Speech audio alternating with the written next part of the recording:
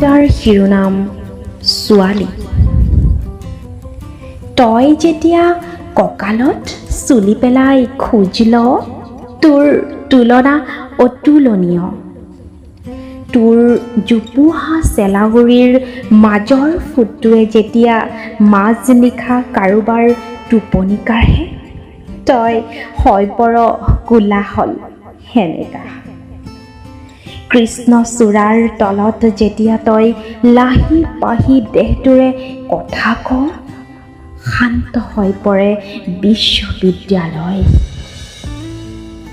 ল'ৰাবোৰ মাতাল হৈ পৰে তোৰ নিচাত, তোক চোৱাৰ নিচাত।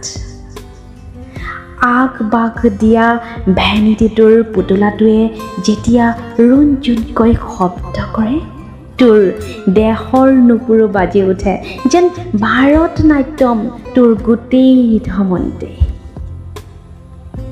যেতিয়া তোৰ যৌৱন পান কৰে বতাহে, তইচোন বাউলী হৈ পৰ নদীৰ দৰে।